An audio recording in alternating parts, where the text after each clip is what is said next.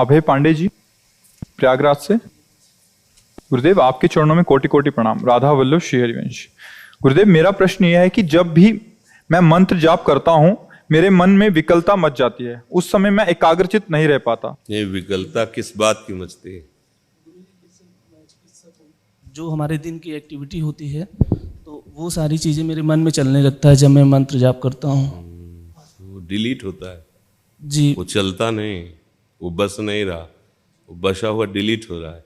तो हमें डिलीट तो करना है। खाली हो जाएगा मन तो प्रिया प्रीतम के प्रेम से रूप से भर जाएगा। धैर्य पूर्वक रहो। भजन करने वाले उपासक को धैर्य चाहिए। मन में जो भरी हुई गंदगी है वो निकल रही है। जितना आप भजन करोगे उतने बुरे विचार आपको दिखाई देंगे। वो दिखाई नहीं दे रहे, वो आ नहीं रहे, क्योंकि इस समय नाम भगवान चल रहे हैं तो उनका पहरा लगा। आ तो सकता नहीं। नाम पहारू दिवस निश, नाम जहां चल रहा है वहां विकार तो आ नहीं सकते। तो ये अंदर क्या हो रहा है? जो अनंत जन्मों से लेकर आज तक हमारे मन के सीसी कैमरे ने पकड़ा है, बातें देखी हैं, भोग क्रियाएं की हैं, भोग दृश्य देखे हैं, भोग की बातें उसने सुनी, वो सब भरा है। अब जहां आप सत भजन शुरू किए, अब वो दृश्य आएंगे, वो बातें आएंगी, वो आकर्षण आएगा, वो पाप प्रवृत्तियां आएंगी। आपको लगेगा तो मैं तो भजन कर रहा हूं, फिर गंदी बातें क्यों आ रही? नहीं, इसके लिए धैर्यवान बनो, वो सब निकलेंगे। शांत भाव रखो, ये निकल रहे। राधा राधा राधा राधा, वो निकल रहे। तो आपको लगेगा 100 बार वही बात आ रही, निकल के आ रही। अगर ये बात निकल रही थी तो एक बार आ जाती, दोबारा क्यों आती? क्योंकि वही बात आपने अनंत बार किया। करोड़ बार नहीं, अनंत बार। अगर एक आदमी का मैसेज करोड़ बार हो तो करोड़ बार है ना मैसेज। तो ऐसे ही हमने काम क्रीड़ा, लोभ क्रीड़ा, मोह क्रीड़ा करोड़ों बार की, अनेक जन्मों। वो सब मन तो वही है ना, वही मन में भरा हुआ। अब हमें पूरा डिलीट करना है। तो मंत्र, नाम, साधना, इसी से मन निर्मल होता है। यही मन की मलिनता है। वासनाएं, चिंता, कामनाएं, ये भोग प्रवृत्ति की तृष्णा, इसी का तो नाश भजन करता है। तो जब उपासक को सत्संग नहीं मिलता जैसे, और नाम जप करा, तो जब गंदी गंदी बातें आती तो जलन होती, तो उसको लगता है भजन नहीं करते थे तब अच्छा था, अब जब से भजन शुरू किया तब से और अशांति बढ़ गई। ऐसा नहीं, अब तुम्हारा जड़ से अशांति का नाश होगा। वो धीरे धीरे धीरे धीरे सबका नाश करके वो अंदर भगवान का जिस समय नाम स्टॉक में आ जाएगा तो आप आनंद से फूलते घूमेंगे, नाचेंगे। जैसे मीरा जी नाच नाच के कह रही, पायो जी पायो मैंने राम रतन धन पायो, वस्तु अमूलक दी मेरे सतगुरु निस दिन बढ़त। अब हमारे अंदर अभी तो बहुत कूड़ा करकट जमा है ना, तो झाड़ू लगेगी तो निकलेगा ही नहीं। ऐसे कूड़ा समझ में नहीं आ रहा होगा, अभी झाड़ू लगाई जाए तो ढेर सारा कूड़ा निकलेगा।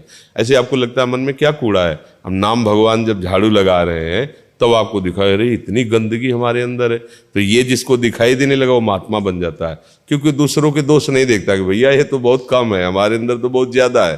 क्योंकि नाम जब जपता है, सब देखता है, तो असलियत समझ में आ जाती है। तो आप अच्छे मार्ग में चल रहे हो और ये अच्छा है, ये कोई बुरा नहीं है, निगेटिव नहीं, इसमें तुम्हारा पतन नहीं होगा। ये निकल रहे, अब इसको पकड़ लिया अगर तुमने तो पतन हो जाएगा। वो शीन सामने लाया और आप उसमें आसक्त हो गए कि यार ऐसा भोग कैसे करें। अब वो पूर्व संस्कार है और तुम उसे नवीन करना चाहते हो, अब फंस गए। बिल्कुल नहीं, न द्वेष न राग निकल रहा है, चुपचाप रहो, निकल रहा है, वो जा रहा है जा रहा है।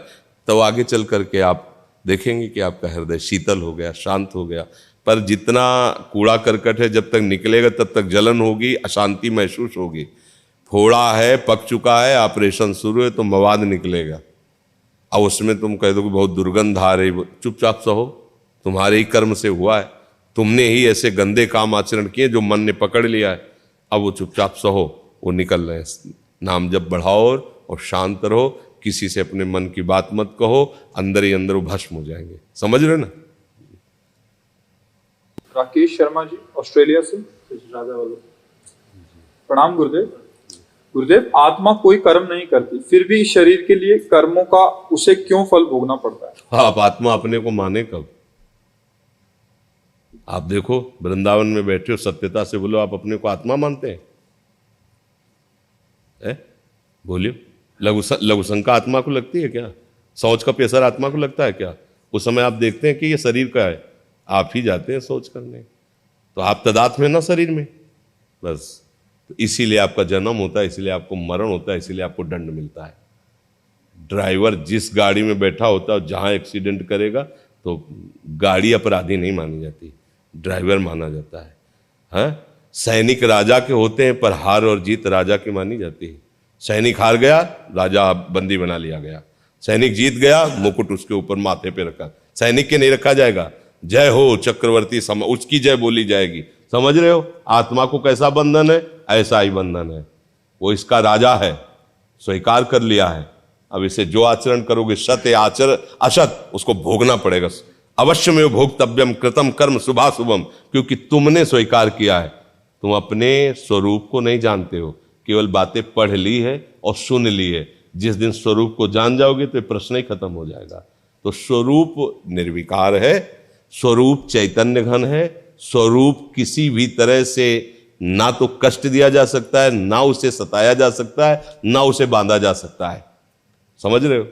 हाँ, वो अछेद्य है, अक्लेद्य है, अशोष्य है। पर आप क्या स्वरूप में है? नहीं।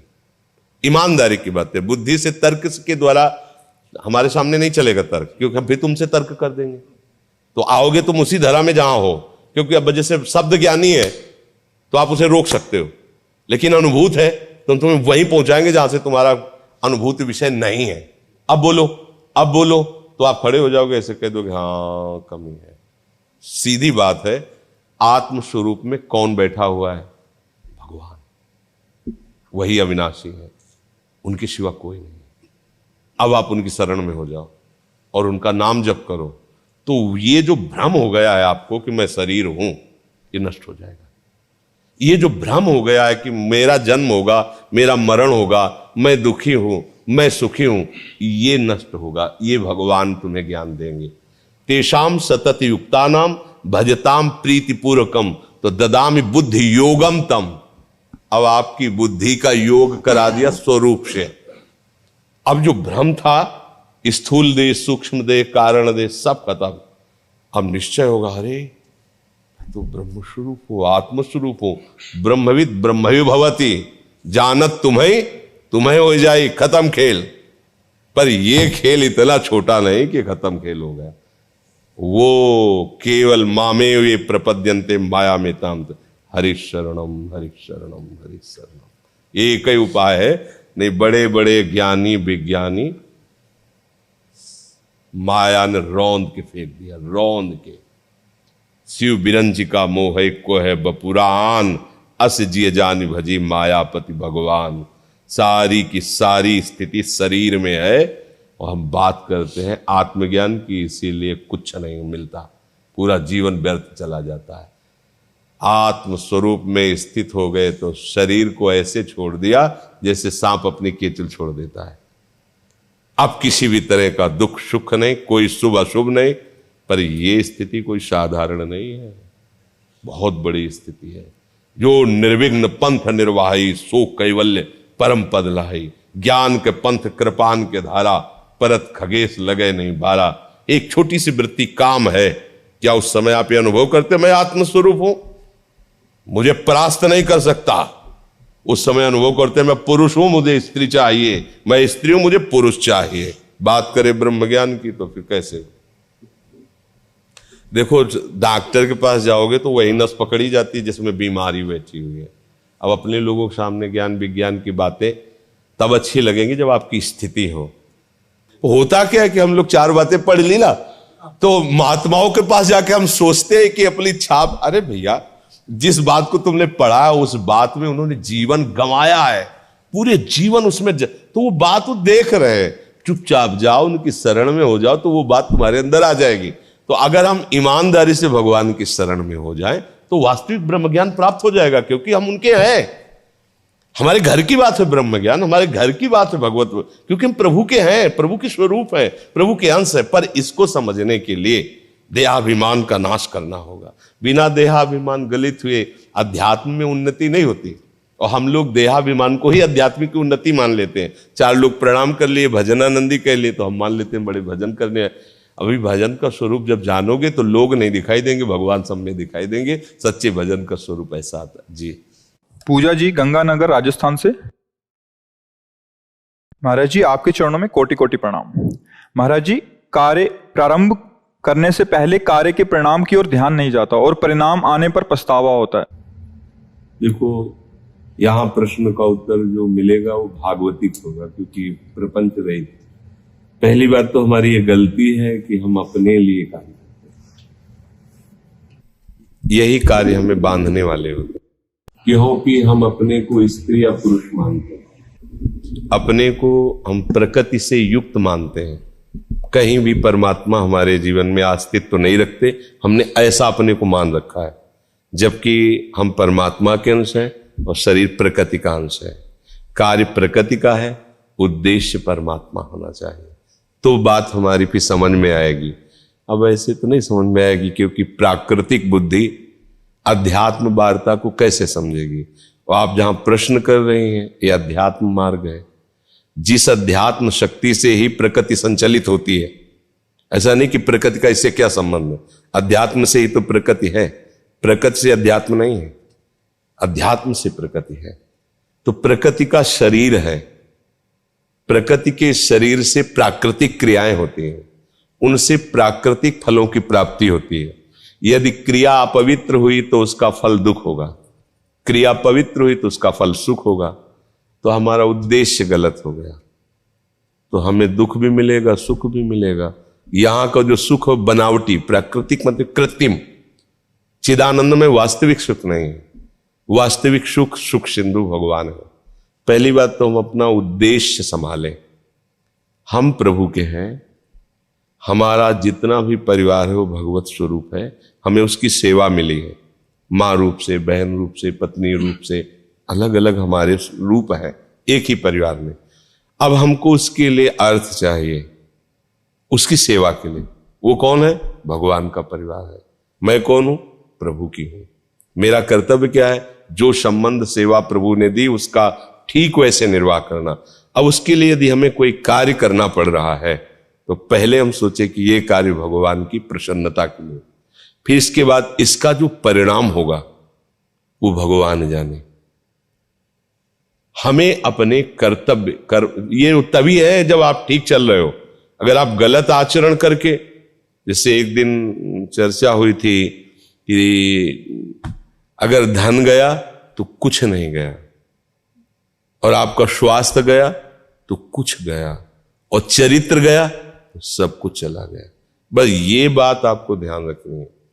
अगर आप अपने धर्म विमुख होकर धन कमा रहे हैं तो परिणाम बिल्कुल मोटी हेडिंग में लिख लीजिए, दुख, अशांति, क्लेश, चिंता, रोग, भय, मृत्यु, ऐसे डाल लीजिए।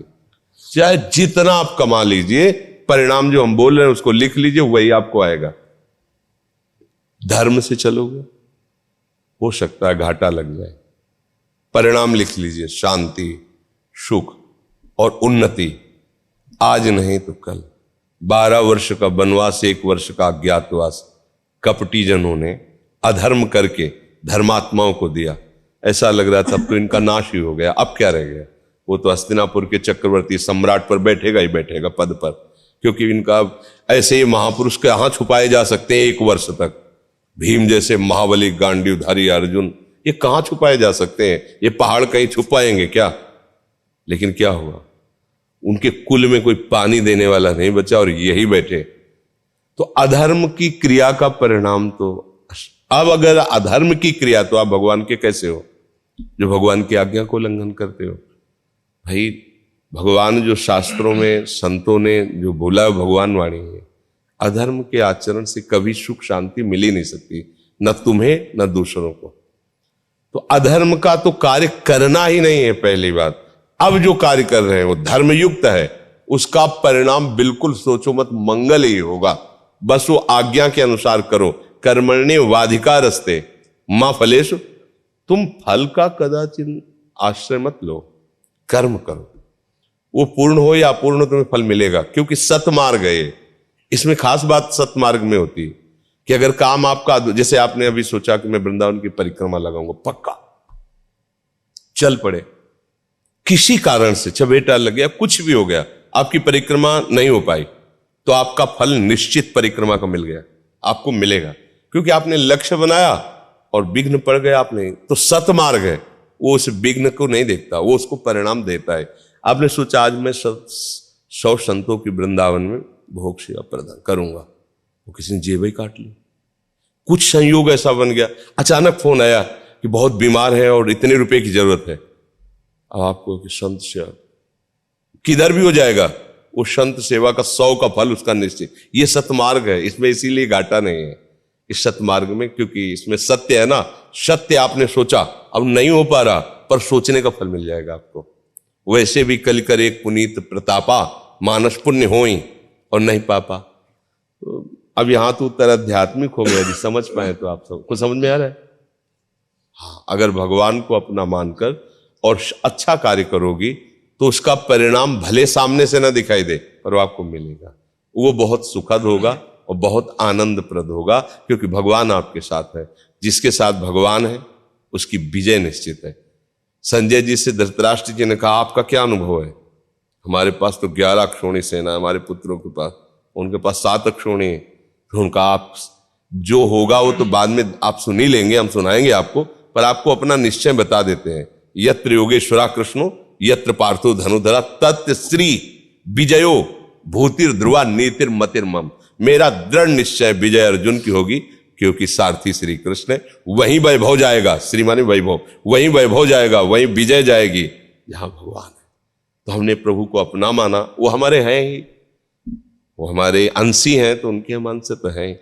ये प्रकृति किसी की रची हुई थोड़ी, उन्हीं की रची हुई है। सारी सारी जिम्मेवारियां अलग अलग भगवान ने बांट दी। तुम एक पिता हो, एक भाई हो, किसी के मित्र हो, किसी के अपने हो, तो उसका अधिकार निभाओ। ये भगवान ने आपको सेवा दी, लेकिन स्वामी बन के नहीं, सेवक बन के। भगवान के तुम हो, प्रभु के हो, प्रियालाल के। अभी आनंद आएगा। दुख पड़ेगा ना, उसमें भी आपको कृपा महसूस होगी, उसमें प्रभु का सानिध्य लगेगा कि मेरे हरि मेरे साथ है। फिर क्या दुख?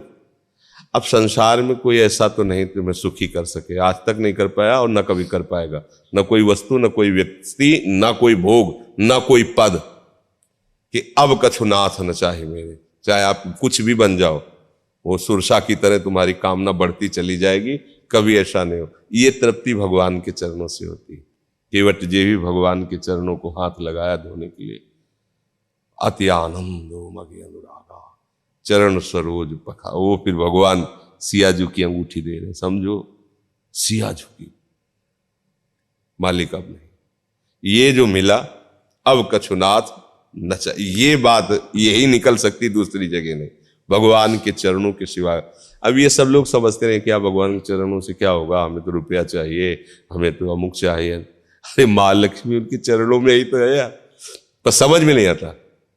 लक्ष्मी की आराधना में एक दोष है। लक्ष्मी जी की सवारी जानते हो क्या है? क्या है? नहीं नहीं, उल्लू। मोर तो कार्तिकेय जी की सवारी है, उल्लू है। पर्सनल उनका विमान उल्लू है। और जिसके पास लक्ष्मी जी अकेले आएंगी तो क्या बुला देंगी? क्या अब आपको लगेगा कि कैसे बुला दे? पूरा जीवन बेकार चला गया, बोले उल्लू बन गए, कुछ हाथ नहीं लगा, जा रहे काली, समझ रहे। और अगर अपने पति के साथ आएंगी, हरि के साथ, तो हरि का वाल क्या है? गरुण, जिनके वेदों का जो शाम वेद उसकी ध्वनि निकलती रहती है, और महाज्ञानी परम भक्त गरुण जी। फिर लक्ष्मी जी गरुण जी के ऊपर बैठ के आएंगी, क्योंकि हरि है ना साथ। पर्सनल बुलाओगे अगर उनको ना, उल्लू में बैठ के आएगी। उल्लू को उल्टा दिखाई देता है, दिन में अंधेरा रहता है उसके लिए, और रात में उसको तो ऐसे ही उल्टे हो जाते हैं। देखो उल्लू पला क्या है, दिन में सोते 11 बजे तक, और रात में 2-2, 3-3 बजे तक नाच गाना, शराब पीना, गंदे आचरण। उल्लू ही तो बन रहे हैं, माया उल्लू बना रही है, उनके पूरे जीवन को खत्म कर रहे। वो समझ रहे हैं बड़ी मौज से। नहीं नहीं भैया, तुम क्या कर रहे हो, देखो इसका जब हिसाब आएगा ना तब देख लेना। अभी तो लगता है बड़ी मजा है, बड़ी मौज मस्ती है यार, जीवन आनंद से कट रहा है, लेकिन पुण्य नष्ट हो रहे हैं। जिस दिन पुण्य नष्ट हुए और जब हिसाब शुरू होगा तुम्हारा गंदे आचरणों वाला, तब फिर तुम ही देखने लायक नहीं रह जाओगे, पक्का समझो। ये शाश्वत चिदानंदमय शरीर नहीं है, कहीं किडनी फेल, कहीं कैंसर, कहीं जब आएगा ना हिसाब, तो कोई तुम्हें पूछेगा नहीं। जो तुमसे हाथ मिला के हंस रहे थे, चलो यार, वो कौन क्लब क्या कहते हैं, ऐसे जैसे होते हैं ना, पार्टी करते हैं, नाचते गाते हैं, पीते खाते हैं, मौज मस्ती करते हैं, उल्लू बना रहा है। ये विकार, ये माया तुम्हें उल्लू बना रही। नाचना ही है तो आओ प्रभु के सामने नाचो, जिससे तुम्हारा नाचना बंद हो जाए माया से। नाम कीर्तन करो, चरणामृत पियो, सात्विक भोग लगा के पाओ। बोले बाबा जियों का हमारा थोड़ी, हम तो रम पिएंगे, विस्की पिएंगे, नहीं संसार देखो ला। ये है, उल्लू बन गए, उल्लू बना दिया, पूरा जीवन व्यर्थ गया। जब मरे तो हाथ कुछ चले। यहां लाखों का मेला जुड़ा और हंसा जब जब उड़ा तो अकेला, कोई साथी नहीं यार। ये बात समझ लो जी। संजू देवी जी, मेरे प्यारे सदगुरुदेव भगवान, आपके चरणों में कोटि कोटि नमन। गुरुदेव, आज ही के दिन आपने अपनी हेतु कृपा से 2 साल पहले अपने परिकर में शामिल किया था। महाराज जी, सेवक जी महाराज जी की इन 2 पंक्तियों का अभिप्राय समझाने की कृपा करें। सहज सहज बाड़े भक्ति, ग्रहतन गुरु हितगार, ग्रहतन गुरु हितगार, हार अपनी कर्मानत। सेवक जी कह रहे हैं कि जब हम परमार्थ में भगवत मार्ग में चलते हैं तो हमारे पास कई समस्याएं आती हैं। कभी हमारे परिवार के लोग विरोधी हो जाते हैं, लोक निंदा होने लगती है। कभी हमारा मन ही हमारा विरोधी हो जाता है, क्योंकि सत मार्ग है ना। मन उत्साहित होता है असत मार्ग में। अभी इसको कोई नशा पवाने की बात करो, कोई गंदे आचरण, बड़ा राजी हो जाएगा, उमग जाएगा कि जल्दी यहां से हटे। बस उसको प्लान दे दो, गंदा प्लान, वो अभी नाचने लगेगा मन। और अभी प्लान दो कि यहां से हटते ही 2 घंटे नाम जप करेंगे। वो ऐसे उदास हो जाएगा जैसे उसका गला काट दिया, वो तुम्हें जलाने लगेगा कि ऐसा नियम मत लो 2 घंटे का, नहीं निर्वाह। वो मतलब तुम्हें हटाने की कोशिश करेगा। अब वो हटाता किससे? काम, क्रोध, लोभ, मोह, मद मत्सर, ये आग है, ये आग है, कामाग्नि, क्रोधाग्नि। अब इसको सहना होगा, अंदर स्फुरणाएं होंगी, चुपचाप शांति से सहो। बाहरी कोई तुम्हारा अपमान कर, शांति से सहो। सहोगे ना तो भक्ति बढ़ेगी। सहित सहित बाढ़े भगति, गृहतन गुरहित गार। तुम्हारा जो कुछ भी अपना माना हुआ है, प्रियालाल रूपी सदगुरुदेव के चरणों में समर्पित कर दो। समर्पित का मतलब कि ये मेरा कुछ नहीं है, मेरे प्रभु का है। जैसे नाथ सकल संपदा तुम्हारी और मैं सेवक समेत सुतनार। समर्पण का मतलब ये नहीं होता कि यार चलो गुरुजी चलो वहां रजिस्ट्रार के सामने हम सब लिखे दे रहे हैं। समर्पण का मतलब वास्तविक बात समझ जाना। जब तुम पैदा नहीं हुए थे तब भी ये किसी की संपत्ति थी, और जब तुम मर जाओगे तब भी ये किसी की होगी। तो बीच में तुम्हें प्रयोग के लिए मिली है, ये प्रभु की संपत्ति है। पहले से सब अपनी अपनी करके मर गए, लेकिन है किसी की नहीं, प्रभु की है। तो इस संपत्ति को प्रभु का मान करके अपने तन मन को प्रभु के चरणों में समर्पित करके कैसे करोगे? तो बोले गुरु की कृपा से। गुरु की बात समझ लो, गुरु के आदेश का पालन करो, गुरु के द्वारा दी हुई उपासना में, तो बोले तुम्हारे हृदय में प्रेम भक्ति बढ़ जाएगी। ये हमारा जीवन गुरुदेव की आज्ञा पर चल रहा है। ऐसा भाव जिस उपासक के है वो लक्ष्य को प्राप्त कर लेता है। सहत सहत बाढ़े भगति, गृहतन गुरुहित गार। अब हमारा सब आदेश हम बिके हुए से हैं, हमें गुरुदेव ने खरीद लिया है। अब जैसी आज्ञा करेंगे हम वैसा चलेंगे। हो गया। स्वार्थ सकल, सेवक जी महाराज, स्वार्थ सकल तज, गुरु चरणन भज, गुण नाम सुनि कथि, संतन सो संग करी। ये काल ब्याल मुख पर्यो, कफ पित्त बात भर्यो, भ्रम्यो कत अनन्य कहे कीजिए लाज धरे। अब ये जो शास्त्र आज्ञा करता है, पाखंड इसी का दुरुपयोग कर देता है। जैसे सच्चा संत नहीं ना, तो बात तो यही है, अब इसी बात को यूज कर लिया। वो बोले गुरुदेव मैं आपके चरणों में समर्पित हूं, कोई भी। अब हम उस पदवी का आदर नहीं कर पाए जो पदवी सामने से मिली, और हम इन वचनों को सुना के सर्वस्व समर्पित हो, तन मन प्राण समर्पित। और समर्पण का मतलब ना उनको पता है ना उनको पता है। अब दोनों गलत कर बैठे तो दोनों नरक गए है। दोनों को नरक मिलेगा, गुरु और शिष्य दोनों को। सो गुरु घोर नरक मा परे। गुरु का मतलब ये थोड़ी शिष्य ने सर्वस्व समर्पित कर दिया और गुरु ने अपना सर्वस्व उसके हृदय में पहुंचा दिया, बस। क्योंकि वो जो शिष्य समर्पित कर रहा तो पहले ही त्याग करके आया है, उसको थोड़ी स्वीकार करेगा वो। उसने स्वीकार इसलिए उसकी स्वीकृति कर रहा है कि तेरा अहंकार नष्ट हो जाए, और अपनी सारी संपत्ति उसके हृदय में दे दी। इसलिए गुरु जैसा कौन कृपाल होगा। पर यही शब्द दुरुपयोग कर लिए जाते हैं, इसीलिए साधुता कलंकित हो जाती है। वो सर्वस्व अर्पित है। किस लिए? तुम्हारा हृदय खाली हुआ, ये ले हमारी संपत्ति। तुम्हारे पास क्या था? तुम्हारे पास तो नाशवान शरीर, नाशवान संपत्ति। उसका अहंकार हटाने के लिए केवल उपदेश किया गया है। वो अगर उसको हम प्राप्त करके सुखी हो रहे हैं तो तुम दोगे क्या? वो तो पहले से उसके पास है। तुम्हारे रुपए, पैसे, भोग सामग्री और शरीरों की अगर सुख वृत्ति हमारे हृदय में है तो तुमसे ज्यादा दुर्भाग्य तो हमारा है कि जो तुम्हारे पास है उसको हम प्राप्त करके सुखी हो रहे हैं, तो हमसे बड़े हुए कि नहीं हुए? तब लगी जोगी जगत गुरु, जब लगी रहे निराश, और जब आशा मन में भई जग गुरु और जोगी दास। तो ऐसे बात दुरुपयोग ना किया जाए। भाव ये है कि हमारा कुछ नहीं, हमारे प्रभु ने ही सब कुछ दिया। तो दियम वस्तु गोविंदम, तो उनकी सेवा के लिए। जहां अहंकार खत्म हुआ तहां गुरुदेव अपनी वस्तु दे देते हैं। गुरुदेव उसकी वस्तु नहीं लेते, उसके अहंकार को लेते हैं। अपनापन आप अपना समेट के श्री जी के, जैसे आप हमें सेव चढ़ाए, तुम खाने थोड़ी लगेंगे, ये ले जाओ श्री जी को, तुम्हारी दी हुई वस्तु श्री जी को जाए और तुम्हारा मन पवित्र होकर श्री जी में लगे। हम प्रसाद लेते हैं, हम उनकी जूठन लेते हैं। ऐसे ही तुम्हारा भाव समर्पित, जहां किया समर्पित भाव सीधे श्री जी के पास, और वो भाव देह तुम्हें देंगी जिस देह से सेवा होती। ये संबंध है। ये जो नाटकबाजी बीच में हो जाती है ना कि शिष्य हो, तुम्हारा तन मन समर्पित हो, हम जो कहें गुरु आज्ञा सर्वोपरि चलो, तो दोनों नरक जाएंगे, दोनों नरक भोगेंगे। इसलिए ये बातें बहुत ध्यान में रखनी चाहिए कि गुरु समर्पण का मतलब क्या है।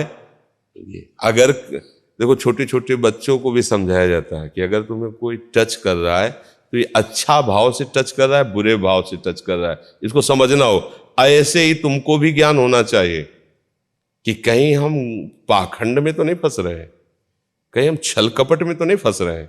अगर तुम्हारे शरीर के प्रति कहीं आकर्षण वृत्ति है, तुम्हारे धन के प्रति आकर्षण वृत्ति है, जो कुछ तुम्हारे पास उसके प्रति आकर्षण वृत्ति है, तो वो चीज वहां नहीं है जिसके लिए तुम गए हो। पक्का समझो। जिन भोगों में तुम फंसकर अशांत हो, उसी शांति को लेने के लिए तुम उसके पास गए हो। और उसके पास कौन सी वस्तु है? प्रभु है, उनका नाम है।